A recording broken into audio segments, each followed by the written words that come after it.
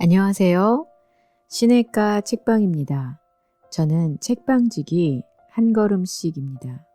오늘은 지난 시간에 이어 이어령 씨의 지성에서 영성으로라는 책 중에서 일부 교토에서 찾다 장에서 14장까지를 정리해서 읽어드리도록 하겠습니다.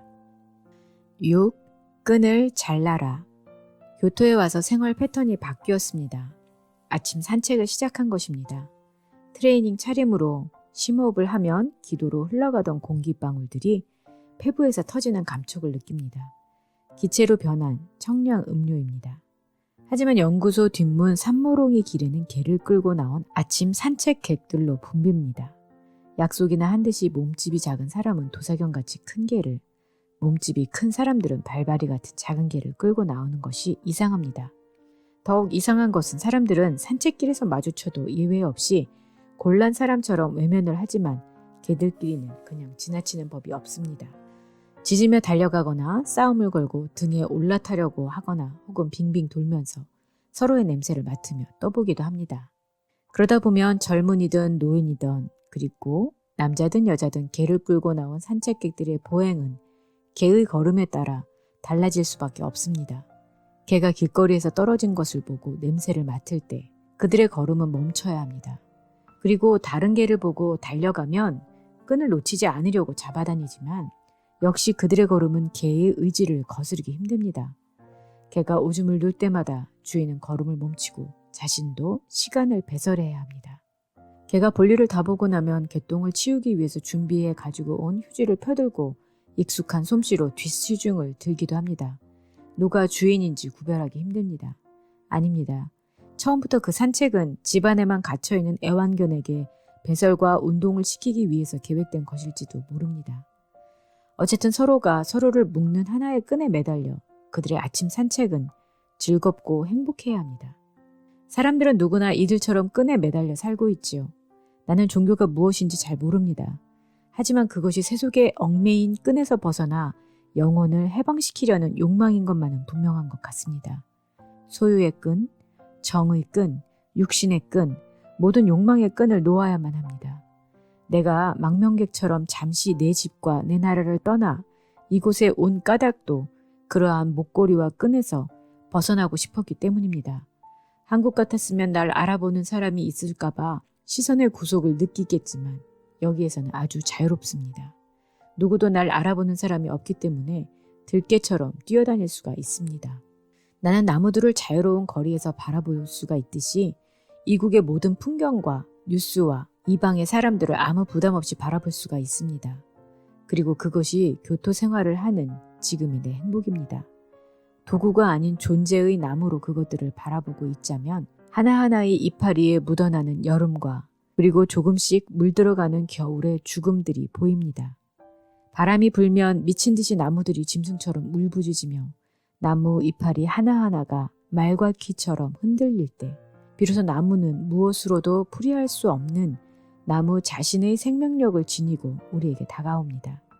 그런데 이곳에 온 지 겨우 하루가 지난 그때부터 새로 만나는 사람과 새로 구한 물건들로 나에게도 개 목걸이의 끈이 생겨나기 시작한 것입니다. 아무리 버리고 버려도 쓰레기통을 비우고 또 비워도 하루치씩 온갖 생의 찌꺼기들이 쌓여갑니다. 미구의 쓰레기가 될 물건들이 내일의 나를 기다리고 있습니다. 그 중에서도 가장 무거운 것은 인간의 끈입니다. 사람들을 피해 이곳에 왔는데 사람들이 그리워 치와와 같은 애완용 개목걸이를 구하러 다닙니다. 개를 끌고 산책을 하는 저 많은 사람들과 조금도 다를 것이 없이 나는 자유로울 수가 없습니다. 7. 휴일에 갈 곳이 없는 사람들. 안식일, 노는 날, 공일, 홀리데이. 웬만하면 일에서 풀려난 자유로운 공백의 날에 교회에 나가 파이프 오리간 소리라도 들으면 얼마나 좋을까. 그것이 안 되는 것을 보면 아무래도 나는 신을 믿기에는 일상의 끈이 밧줄처럼 튼튼한가 봅니다. 정말 달력에 무슨 성자의 이름이 찍힌 그런 노는 날이 나에게도 있었으면 합니다. 결국 아무 일도 하지 않은 공백의 시간이 두려워 편의점인 세븐일레븐까지 걸어가 봅니다. 처음으로 그렇게 많이 걸었습니다. 매장 안에는 저녁거리를 장만하려고 모여든 사람들로 붐빕니다. 손님들 중에는 나처럼 혼자 사는 늙은이도 많은가 봅니다. 그들은 무엇을 사나 곁눈질해봤더니 그러면 그렇지, 도시락입니다. 음식은 서양 것이지만 그것을 담는 방식과 용기를 도시락으로 재개발할 제 것으로 만들어버리는 그 재빠른 솜씨는 세븐일레븐 전략과 다를 것이 없습니다. 그렇지만 나는 초밥 도시락이 아니라 식빵을 사기로 마음을 정했습니다. 왠지 초밥 도시락을 사서 돌아가면 내 자신의 모양이 궁상스러울 것 같아서입니다. 식빵은 그보다는 덜 산문적이지요. 만지는 감촉도 좋아요. 부드럽고 사람 살처럼 약간 탄력이 있는 식빵 봉지에서 저 먼 곳에 있는 서양 냄새가 납니다. 어렸을 적 위궤양으로 밥을 드시지 못하고 식빵을 잡수셨던 아버지 생각이 납니다. 밥이 아니라 빵을 먹는 사람들. 아버지 식빵에서 안데르센 동화 같은 맛을 맛보았던 유년 시절의 기억 때문에 별로 좋아하지도 않은 식빵을 골랐는지도 모릅니다. 그래요. 아무리 후한 점수를 줘도 도시락은 편리하기는 하나 시가 될 수는 없을 것 같습니다. 그러나 빵은 거룩한 성서에서도 수없이 많이 나오고 대학 시절 내 젊음의 감성을 뒤흔들어 놓은 딜런 토마스의 시에도 나옵니다. This bread I break. 좀처럼 먹지 않던 식빵을 산 것은 바로 젊은 시절에 외우고 다니던 그 딜런 토마스의 시 때문인 것 같습니다. 상상력이란 사물을 부풀리는 것이 아니라 해부하고 쪼개는 행위입니다. 존재의 그 딱딱한 껍질 안에 잠재해 있는 시간과 공간의 이미지를 끄집어내는 일입니다. 우연히도 빵이라는 말의 브레드와 쪼개다의 브레이크는 음이 비슷합니다. 마지막 철자인 D와 K만 다르기 때문에 반복적인 아름다운 운율을 만들어냅니다. 지극히 일상적인 빵 덩어리이지만 시인의 식탁에 오르면 호밀밭에 불던 바람소리가 들려옵니다. 그리고 붉은 포도주는 남국의 파란 하늘과 뜨거운 여름으로 환원됩니다. 이 핑계 저 핑계를 대봤지만 세븐일레븐에서 빵을 산 것은 결국 예수님의 최후 만찬이 생각났기 때문이었는지도 모릅니다. 혼자서가 아니라 예수님과 함께 식탁에 앉아서 이것이 내 살인이니라, 이것이 내 피라고 빵을 저미어 주시는 예수님의 향기로운 손을 상상해 봅니다. 그것만으로도 조금은 덜 외로울 것 같다는 생각이 듭니다. 그것이 필경 토스트를 굽는 것이 귀찮아 먹지도 않을 식빵을 사들고 세븐일레븐을 나온 내 공의를 사연입니다. 유다가 될지도 모르지만 나도 예수님의 12 제자의 하나가 되고 싶습니다. 어차피 끈에서 자유로울 수 없다면 정말 튼튼하고 영원한 끈에 끌려다니고 싶습니다. 어렸을 때 일요일을 공일이라고 불렀던 것이 생각이 납니다. 아무것도 없다는 것은 아무 의미가 없다는 것입니다. 사람들은 빈 것을 견디지 못하지요. 그래서 무엇인가 의미로 채우려고 기를 씁니다. 일기를 쓴다는 것, 그것도 결국 빈 종이의 하얀 공백을 문자로 의미로 메워가는 행위일 것입니다. 에이하브 선장이 흰 고래 모비딕을 죽이기 위해 평생 목숨 걸고 쫓아다닌 것은 작가가 원고지의 흰 공백을 죽이기 위해 일생 동안 글을 써내려가는 것과 비슷하다고 평한 사람이 있습니다. 어떠한 예리한 펜의 창으로도 그 흰 공백의 심장을 꿰뚫을 수 없었기 때문에 나는 매일 공일의 그 바다에서 익사하고 있는지 모릅니다. 글 쓰는 문필가들만의 일이겠습니까? 흰 공백을 죽이기 위해 화필을 들고 온갖 색채로 여백을 메워갔던 그 많은 화가들의 이름도 생각해 봅니다. 벨라스케스, 다빈치, 렘브란트, 솔거, 신윤복, 피카소, 마티스와 이중섭과 모든 사람이 이 흰 화폭의 바다에서 익사한 사람들입니다. 음악가라고 예외는 아닐 것입니다. 침묵가는 오선지의 빈칸과 그 빈 공기들을 채우기 위해 무수한 멜로디와 화음을 현악기로, 금관악기로, 그것으로도 안 되면 무슨 시끄러운 북이나 심벌로 소리의 창을 던집니다. 모비딕의 그 흰고래의 등을 향해서. 나도 죽는 날까지 세계가 끝나는 날까지 글을 쓸 것입니다. 다 쓴 치약 튜브를 짜내고 또 짜내듯 가슴에 주름이나 머리 한 구석에 남아있을지도 모를 그 느낌과 생각들을 짜내 글을 쓸 것입니다. 아직 내 열정과 사랑과 증오가 식어버리기 전에 추운 겨울에도 피는 수선화처럼 고개 들고 일어서는 언어들을 찾아내야 할 것입니다. 8. 신앙에 이르는 병. 감기에 걸렸다. 두려워하던 것이 왔다. 토요일과 일요일 그리고 다음 월요일에도 일본은 공휴일이라 병원이 문을 닫는데 병에 걸린 것이다. 한국에서 쥐어가지고 온 감기약을 먹었다. 그러나 밤새도록 열 때문에 환몽 속을 헤맨다. 가끔 꾸는 꿈이지만 아산 방조제같이 바다로 뻗어있는 뚝길을 걷는다. 좌우로 파도가 치는 험한 바다. 아슬아슬한 마음으로 한 발 한 발 나간다. 의지할 난간조차 없다. 그리고 건너야 할 뚝길의 끝은 보이지 않는다. 열이 나면 늘 이런 꿈을 꾼다. 프로이트는 이런 꿈을 뭐라고 풀이할지 궁금하다. 잠이 안 와서 새벽 4시에 깼다. 머리가 아프고 귀도 여전히 부어있다. 가스라 병원에서 순번을 기다리느라 4시간을 보냈다.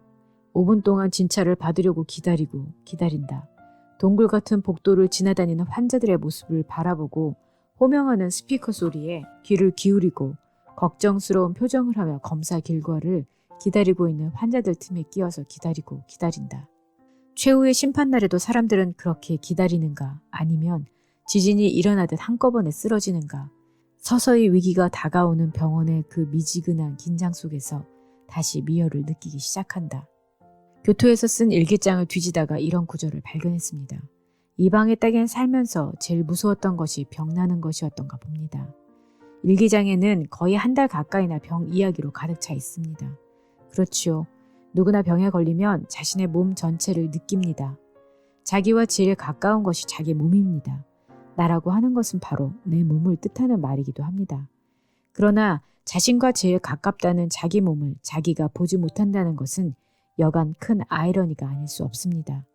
자신의 뒷모습이 어떻게 생겼는지 죽을 때까지 볼 수도 알 수도 없습니다. 삼면경으로 볼 수 있다고 할지 모르나 그것은 이미 거울에 비친 영상, 엄격하게 말해서 타자의 영상일 뿐입니다. 그러고 보면 자기도 모르는 자기 육체를 지니고 살고 있는 것이 정말 이상하다는 생각이 듭니다. 아내에게서 전화가 왔습니다. 목소리가 맑고 코막힌 소리도 나지 않는 것을 보면 감기가 나았나 봅니다. 나만 아파하다가 인숙의 병 생각을 하지 못했던 것 같습니다. 이렇게 각자가 각자의 병을 앓습니다. 부부이면서도 남처럼 그렇게 자기 감기를 혼자서 앓는 것입니다. 그런데도 인숙의 맑은 목소리를 듣자 내 병이 난 것처럼 마음이 개운하고 생기가 돕니다. 나도 모르게 속으로 많이 걱정을 했나 봅니다.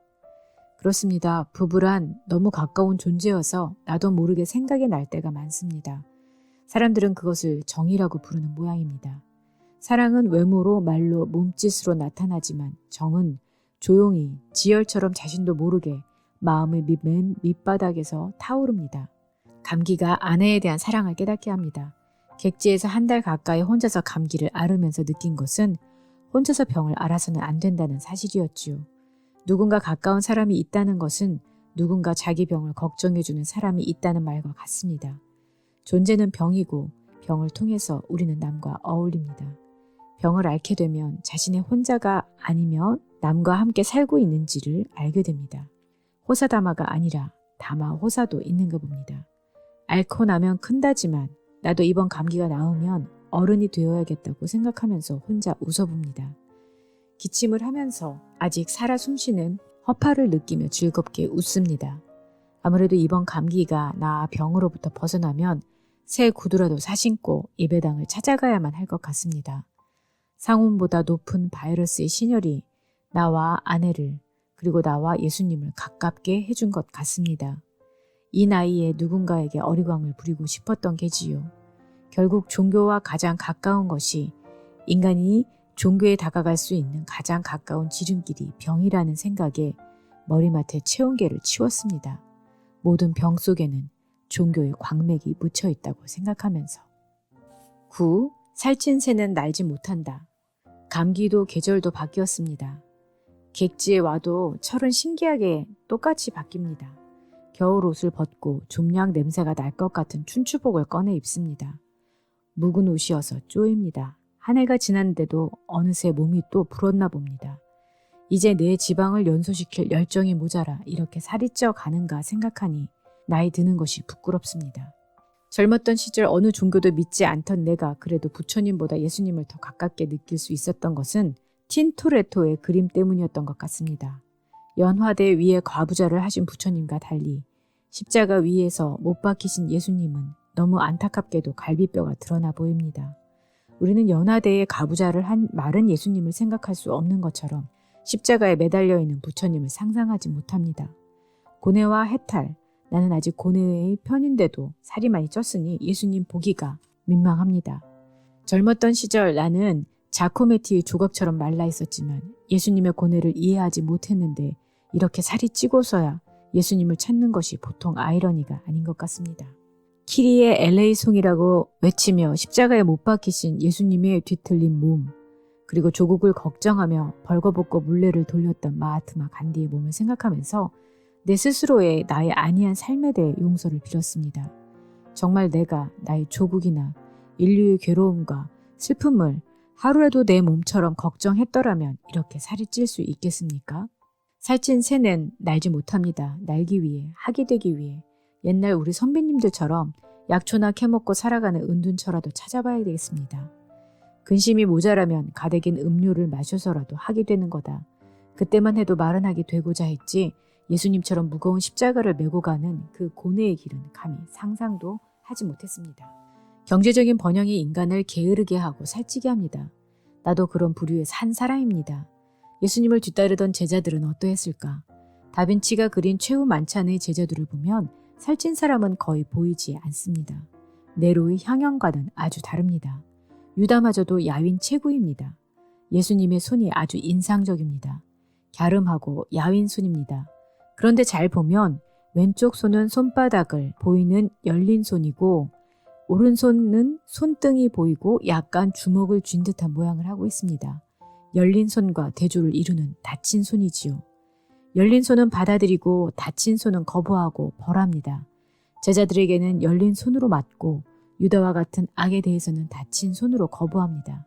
하지만 이 두 손의 선이 팔로 어깨로 위로 올라가면 하나로 합쳐집니다. 이렇게 모순하는 두 손이 하나가 되는 곳에 예수님의 얼굴이 있습니다. 그리고 머리 뒤로는 빛과 하늘이 보이는 창문이 후광을 이룹니다. 땅의 모순이 하늘로 올라가면 야윈자와 살찐 자들이 죄 지은 자와 정의로운 자들이 예수님의 사랑으로 융합됩니다. 살찐 자와 야윈자의 편을 가르며 세상을 두 쪽 난 칸막이로 바라보았던 자신이 부끄럽게 느껴집니다. 인위적으로 살 뺄 생각을 버리고 살찐 사람들까지도 끌어안는 방법을 배우려고 합니다. 그렇게 어려운 일을 고민하다 보면 내 지방이 타버리고 체중이 가벼워질지도 모릅니다. 로마 시대의 한낱 죄수로 십자가에 처형되었던 시골 나사렛 사람이 어떻게 2000년도 더 이 지구의 구석구석까지 그 존재의 빛을 발하실 수 있었을까요? 아무리 무신론자 반기독교인이라도 조용히 자문해봐야 할 문제입니다. 그 수수께끼의 하나가 긍정의 힘이라고 봅니다. 성경 구절을 보면 같은 말이라고 해도 긍정문으로 되어 있는 것이지 많지요. 10. 회개 없이 돌아온 탕자. 방학으로 잠시 한국으로 돌아가 일주일쯤 쉬는 동안 미나로부터 전화가 왔습니다. 한국에 온다는 전화였는데 나는 반가운 김에 한국에 와서 제일 하고 싶은 것이 뭐니 어떤 소원이든 다 들어줄게 라고 큰 소리를 친 겁니다. 숲속의 요정도 아닌 내가 아무 소원이나 다 들어주겠다니 또 지키지도 못할 약속을 한다고 옆에서 아내가 핀잔을 줍니다. 미국으로 떠난 뒤 줄곧 떨어져 살면서 아무것도 해준 일이 없었던 것이 마음에 걸려서 미나만 보면 늘 엉뚱한 약속을 했던 것이지요. 딸은 아빠 정말이야 그러더니 나보고 하용조 목사님을 만나게 해달라는 거예요. 암과 투병을 하고 있을 때 LA 한인교회를 방문하셔서 자기에게 새로운 소망과 빛을 주신 분이 바로 하 목사님이라는 겁니다. 가까이에서 목사님을 직접 만나 뵙고 말씀을 들었으면 좋겠다고 했지요. 딱하게도 이 무신론자는 그때까지 그 유명한 하 목사님이 어떤 분인지를 잘 몰랐던 것이지요. 딱 한 번 초청 강연의 자리에서 뵌 적이 있었는데 그때 하 목사님께서는 나에게 이런 말을 하셨어요.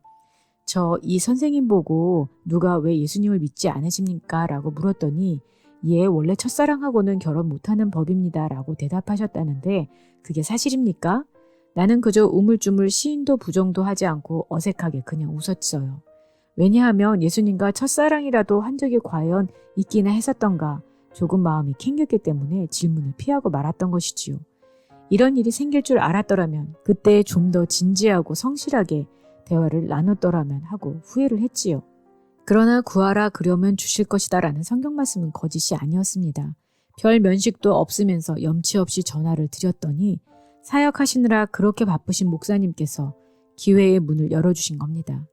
내 아내 그리고 미나와 함께 목사님을 모실 수 있었고 비록 미나를 위한 것이었지만 덩달아 이 무신론자까지 목사님의 축도를 외상으로 받게 된 셈이지요. 마치 크리스천이나 된 것처럼 기도가 끝날 때에는 어색하지 않은 큰 목소리로 아멘이라고 힘차게 말했지요. 사실 나는 아무 뜻도 모르고 아멘 아멘이라고 소리치는 사람들이 싫었어요. 비록 크리스천은 아니었지만 나는 아멘이란 말이 무슨 뜻인지 잘 알고 있었지요. 그래서 함부로 입 밖에 내지 못했나 봅니다. 성경은 세계의 모든 말로 번역된 유일한 책이라고 합니다. 그러나 아멘이란 말만은 어느 시대 어느 나라 사람들이나 번역하지 않고 히브리어 그대로 옮겼습니다. 구교이든 신교이든 교파가 무엇이든 크리스찬이면 모두 아멘이라는 말로 기도를 마무리합니다. 세속적인 문화로 풀자면 판소리에서 감동이 생기면 추임새를 하듯이 자신의 기도가 그리고 목사님의 말씀이 가슴을 칠 때 자신도 모르게 나오는 감탄사라고 하는 것이 옳을 것입니다. 예수님의 입김처럼 그 입에서 나오는 말 그대로 옮긴 아멘이라는 말, 신성한 말, 진실이라는 뜻을 지닌 그 신비한 울림의 말을 함부로 입에 올릴 수 있겠습니까? 아닙니다. 정직하게 말하자면 어찌 믿지도 않는 사람이 아멘이라고 말하는 것이 왠지 창피하다는 생각이 들어서입니다. 아멘이라는 말이 쉽게 입에서 흘러나올 수 있었던 내 자신에 조금은 당황했고 그런 변화에 대해서 불안해했습니다. 그때 내가 아멘이라고 한 것은 딸의 기쁨이 나의 기쁨이었고 딸에게 내리는 축복이 곧 나에게 내리시는 축복이었음을 진실로 믿었기 때문이지요. 세계의 공통어인 아멘 그대로였던 겁니다. 하 목사님은 내가 딸에게 줄 수 없는 것을 준 것입니다. 아멘, 친아버지보다 더 강한 사랑을 주신 것이지요. 딸을 통해서, 하 목사님을 통해서 내 지성으로는 설명할 수 없는 저 높은 세상을 한순간이나마 훔쳐볼 수 있었던 것이지요. 하 목사님은 나보고 예수님 믿으라는 한마디도 말하시지 않고 떠나가셨습니다. 아무 조건 없이 우리 부녀 앞에 나타나신 것입니다. 그러기에 나는 그게 끝이라고 생각했지요. 두 번 다시 하 목사님을 만나 뵐 일은 없을 거라고 생각했던 겁니다. 탕자가 돌아갈 길은 아직도 멀었던 거지요. 목사님이 떠나고 딸이 떠나고 아멘도 순간의 감동도 내 마음에서 떠나고 눈앞에 없으면 없는 것이라는 내 유물적 습관은 다시 컴퓨터 앞에 돌아와 키보드를 두드리고 있었지요. 사소한 것들을 위하여, 잊혀지고 많은 것들을 위하여. 10일 낙타의 눈물. 그러나 그것은 끝이 아니었지요. 교토에 있는 동안 하 목사님으로부터 전가를 받은 것이지요.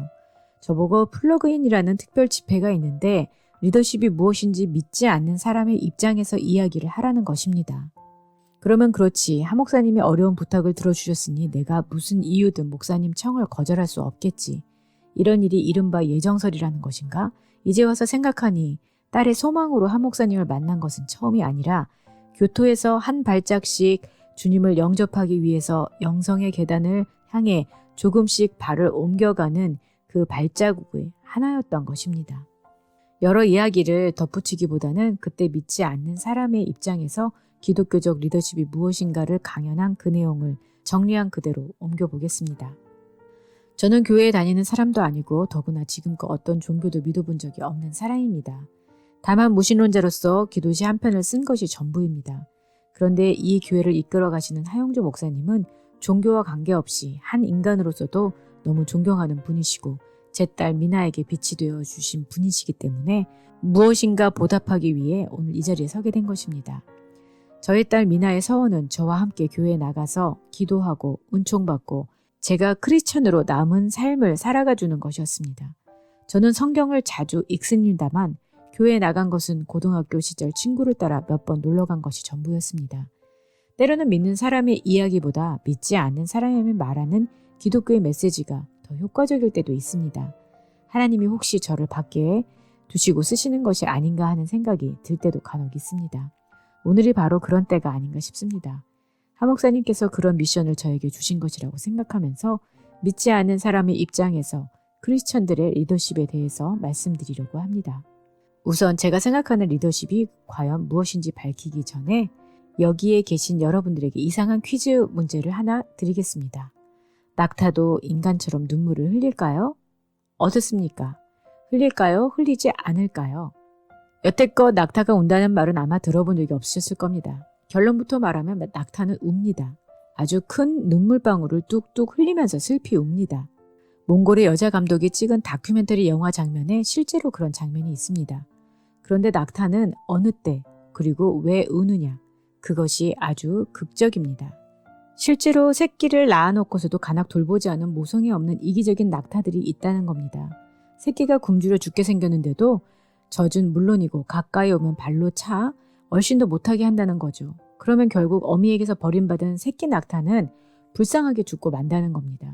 가열한 불모의 땅, 사막의 환경에서 살다 보면 그렇게 비정한 낙타들이 생겨나게 되는 것이지요. 이럴 때 몽골 사람들은 옛날부터 이런 매정한 어미를 다스리는 독특한 비방을 가지고 있다는 거예요. 그것은 아주 놀랍게도 어미 낙타에게 음악을 들려주는 방법이라고 합니다. 마두금 연주에 맞춰 그 마을에서 가장 연장자인 할머니가, 즉 자식 손자를 많이 키워본 여인이 노래를 부른다는 겁니다. 자장가와 같이 다정다감하면서도 가슴을 울리는 구슬픈 사랑의 노래라고 합니다.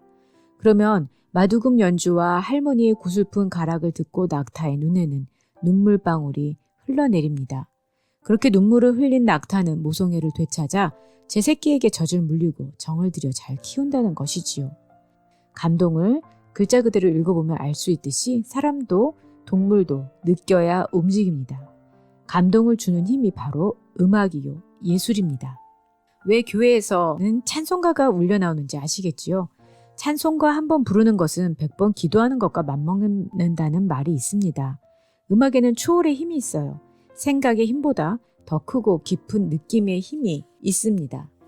교회에 함께 모여서 박수를 치고 노래할 때 제일 먼저 찾아오는 변화가 바로 초월적인 감동입니다. 예술성이라는 것은 바로 이렇게 우리들 가슴속에 숨어있던 사랑을 되찾고 되살리는 역할을 합니다. 낙타의 눈물과 마두금의 음악, 리더가 누군가를 이끌어가려면 감동을 주어야 합니다. 영혼을 일깨워서 눈물을 솟아나게 해야 합니다. 비가 와야 무지개가 돋는 것처럼 눈물이 흘러야 영혼에 무지개가 생깁니다. 12. 계속해서 이어집니다. 인간으로 치면 대체 낙타의 눈물이라는 게 뭘까요? 학창 시절의 첫사랑의 경험을 떠올려 보십시오. 돈으로 깨이거나 깡패의 위협으로는 여학생의 마음을 끌 수 없다는 것을 쉽게 이해하실 것입니다. 저는 어렸을 때부터 예술에는 돈과 권력이 할 수 없는 특수한 힘이 있다는 것을 경험했습니다. 우리들의 일그러진 영웅에도 잘 묘사되어 있지만 초등학교 시절에 학급을 지배하는 아이들은 되게 주먹이 센 아이들이었죠. 그러다가 중학교에 들어가면 부잣집 아들 옆에 아이들이 꼬입니다. 그런데 과연 그 아이들에게 무슨 지도력이 있어서일까요? 그게 아니라는 것을 저는 너무도 잘 알고 있었지요. 그런데 얼굴에 여드름이 돋고 청춘 사업이 시작될 무렵부터 아이들은 저에게 다가왔지요. 녀석들은 돈과 힘으로 좋아하는 여학생의 사랑을 얻을 수 없다는 걸 알았기 때문이죠. 지도력을 가지려면 반드시 문화를 알아야 합니다. 군사력, 경제력 다음에는 남을 감동시키는 매력이 필요합니다. 그 사람만 보면 즐겁고 그 사람이 말하면 어려운 일도 함께하고 싶은 것, 이렇게 절로 우러나오는 힘은 금전과 권력이 현실인 것처럼 보이는 이 세상에서도 돈과 권력으로 안 되는 일이 있다는 것을 가르쳐 줍니다. 저는 기독교가 무엇인지 신앙이 무엇인지는 잘 모르지만 신앙이라는 것과 문화 예술이라는 것은 지극히 닮은 것이라는 것만은 알고 있지요. 쥐를 미키마우스로 탈바꿈시킨 상상력을 하나님의 은총이라고 보고 그러한 창조력을 하나님의 입김이라고 본다면 절대자의 권능은 자식을 미워하는 낙타를 자식을 사랑하는 어미로 변화시켰듯이 인간의 원죄가 바뀝니다. 그러한 점에서 예술가는 하나님의 창조성을 가장 많이 닮은 사람이라고 할 수 있지요. 그런데도 예술가의 힘은 그저 거기에서 더 나아가지 못합니다. 미적 단계는 낙타에게 눈물 이상의 것을 주지 못하지요. 키에르케고르의 그 유명한 3단계설로 하자면 그저 마두금과 할머니의 노랫소리는 미적 체험에 머물러 있습니다. 모성애를 회복하고 새끼를 보살피고 고난의 사막을 향해 스스로 나아가게 하려면 윤리의 힘 단계로 올라가야 합니다. 그런데 예술가들은 대체로 그 문턱에서 발을 헛디디거나 넘어지고 맙니다. 아직 크리스천은 아니지만 조금씩 낙타가 어디로 향해야 되는지를 공부하고 있지요. 최근 교토생활 저에게는 사막처럼 외로운 그 생활 속에서 니체와는 또 다른 사막을 경험했기 때문입니다. 사자가 되고 초인이 되어 돌아온 것이 아니라 나약하고 비겁하고 욕심 많은 지방덩어리로서의 자신을 보았던 것이지요. 그러나 아직도 저는 미적 체험의 단계에서 윤리적 단계로, 거기에서 다시 종교적 단계로 그 가파른 계단을 올라가야 하는데 아직도 미적 단계의 문지방을 넘지 못하고 있는 것입니다. 예술가는 왜 지도자가 될 수 없나를 말하는 것이 바로 오늘의 주제인 크리스찬에게 있어서 지도력이란 과연 무엇인가를 답하는 메시지라고 생각합니다. 13. 양치기의 리더십. 계속됩니다. 교회 지도자의 업그레이드를 위한 프로그램이라고 했습니다. 믿지 않은 사람의 입장에서 강연을 해달라는 청탁이었지요. 그때 참 이상하다는 생각을 했습니다. 2000년 동안 최고의 지도자분이신 예수님이 계신데 뭘 다시 업그레이드할 필요가 있겠습니까? 리더십이 무엇인지 나를 따르라는 예수님의 발자국만 쫓아가면 될 일입니다. 다만 예수님을 양치는 목자로 비유할 경우 양을 치는 방법이 하나가 아니라는 것에 대해서는 이야기가 가능할 것입니다. 대개는 지팡이 짚고 양떼의 선두에서 걸어가면 뒤에서 양떼들이 졸졸졸 따라오지요. 목자는 리더, 양들은 팔로워입니다. 그런데 이런 방식으로 양을 이끄는 지도자는 하나님의 아들 예수님처럼 전능할 경우에만 해당됩니다. 보통의 경우 나를 따르라는 지도자는 독재자가 아니면 독선자로 전락하고 맙니다. 독재자도 못 되는 지도자가 앞장서서 가다가는 낭떠러지에 전부 떨어져서 죽거나 길을 잘못 들어 눈밖에 없는 설산에서 굶어 죽는 경우도 생깁니다. 이와는 반대로 목자가 앞에서 양떼를 이끄는 것이 아니라 뒤에서 모는 정반대의 경우도 있습니다. 리더들은 문자 그대로 양떼를 뒤에서 몰아가는 백업형이지요. 그러나 이 관리형 지도자에게도 한계는 있지요. 양에게 맡기고 뒤에서 양떼를 치닥거리하는 지도자들은 엄격하게 말해서 리더가 아니라 매니저, 관리자라고 해야 옳습니다. 오늘의 시대에서는 독선적인 지도자도 관리형 지도자도 양떼들을 몰기 힘듭니다. 양떼들은 침묵을 하지 않기 때문입니다. 오늘의 진정한 양치기는 앞에도 뒤에도 서지 않습니다. 양떼들의 한복판에서 함께 움직입니다. 뒤에서도 앞에서도 아닌 무리 한가운데서 말입니다. 이것이 현대의 지도자상입니다. 레오나르도 다빈치가 그린 예수님도 한가운데 눈에 띄는 자리에 앉아 계시지만 앙소르의 그림에는 사육제의 가면 행렬처럼 인간의 얼굴조차 분간하기 어려운 밀집한 군중의 어딘가에 숨어 있는 것입니다. 군중 속에 묻혀있는 예수. 그래서 나 같은 사람에는 눈에 띄지 않는 예수. 그러나 도마에게처럼 손을 내밀면 그가 예수라는 증거인 창자국을 만질 수 있는 예수. 진정한 지도자의 모습은 군중 속에 파묻혀 보이지 않지만 항상 바로 내 곁에 있는 분입니다. 섬김의 지도자라는 말을 많이 쓰고 계시지만 진정한 업그레이드된 지도자들은 섬기는 것도 모르게 섬기는 자야 할 것입니다. 자신을 지도자로 생각지 않고 희생양이라고 생각하는 사람만이 양떼를 이끌고 모세처럼 사막을 건너 가나안의 땅에 이르는 지도자의 힘을 지니게 될 것이라고 생각됩니다. 시대와 장소에 따라서 요청되는 리더십의 특성이 제각기 다르지만 예수님은 우리들 앞에서, 뒤에서, 그리고 나의 옆, 바로 무리의 한가운데 묻혀 있으십니다. 다만 저 같은 사람들은 아직도 니체의 유아 단계에서 자기 자신을 극복하여 초인이 되는 꿈을 버리지 못하고 있지요. 로댕의 조각처럼 지옥의 문 앞에서 서성거리며 두려움과 절망 속에서 눈물 짓고 있지요. 그런데 왜 어째서 나는 예수님과 같은 지도자 인간을 구제하는 가장 큰 리더가 되지 못하는가? 미의 단계에서 윤리의 단계를 거쳐 종교의 가장 높은 단계에 이르는 것이 지도자의 프로세스인데 저는 지금도 그 최하의 계단, 미적 단계에 머물러 있기 때문입니다. 그렇다고 글쓰기를 멈추고 미의 단계에서 윤리의 단계로 가기에는 신념이 부족합니다. 신념은 때로 저를 광기에 몰아넣을지 모른다는 것 때문에 니체도 예수님도 다 같이 믿지 않는 사람이 된 것이지요. 다만 종교적 단계로 오른 리더들, 예수님처럼 무리 가운데 우리와 늘 함께하는 그러나 직접 눈에 보이지 않는 리더들에게 존경의 뜻을 보내며 저의 이야기를 끝마치려고 합니다. 14. 먹는다는 것. 최후 만찬. 아침에 일어나 창문을 열었습니다. 창문이 온통 한 장의 연화장처럼 하얀 설경을 이루고 있습니다. 캠코더로 교토의 설경을 찍으려다가 곧 생각을 바꿨어요. 한 번도 설경을 캠코더로 찍어 아름답게 나온 적이 없었기에 말입니다. 설경은 원래 그렇게 아름다운 것이 아니었는지 모릅니다. 각자가 마음속에 지닌 추억, 어렸을 적에 처음 설경을 보았을 때의 그 경이로운 잔상 효과 때문이었을 것입니다. 그래요, 누구나 설경을 보면서 연상작용을 합니다. 교토의 눈을 보면서 나는 내 고향 온양의 설화산 등성이에 내리는 눈송이를 생각하고 있는 것이지요. 장독대에 소복히 쌓인 눈과 초가지붕의 고드름 사이로 하얀 마당과 담이 보입니다. 그러다가 어렸을 때 부르던 일본 동요가 떠오르기도 합니다. 육기야 꽁꽁 아라레야 꽁꽁 불행한 식민지의 아이들의 기억 속에서는 일본말로 내리는 눈송이도 있습니다. 그러고 보니 교토의 눈은 일본말로 이야기하고 한국의 눈은 한국말로 이야기한다는 것을 알게 된 것이지요. 에스키모인들의 얼음집에 내리는 눈은 우리에게 알아들을 수 없는 에스키모 사람의 토착어로 내릴 것입니다. 그것을 디지털 캠코더로 찍어서 보면 언어와 추억과 시간에서 단절된 사물만이 비춰지게 마련입니다. 아름답거나 그리움 같은 것은 광학적 문제가 아닙니다.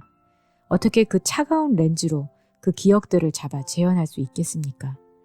난방기의 온도를 23도에 맞춰놓은 미지근한 미열 같은 방 안에서 눈 내리는 바깥 풍경을 바라봅니다. 갑자기 겨드랑이 사이에서 귀뚜라미 소리가 들려옵니다. 꽂아놓은 채 눈을 보고 있느라 잊고 있던 오물은 디지털 체온계에서 나는 신호음입니다. 디지털로 된 숫자를 읽어보니 35도 8부의 평온입니다. 열이 내렸습니다. 제발 이 평온을 유지하기를 또 하나님께 기도했습니다. 하나님이 의사보다 더 가까운 곳에 있었던 일은 이번 감기가 처음입니다.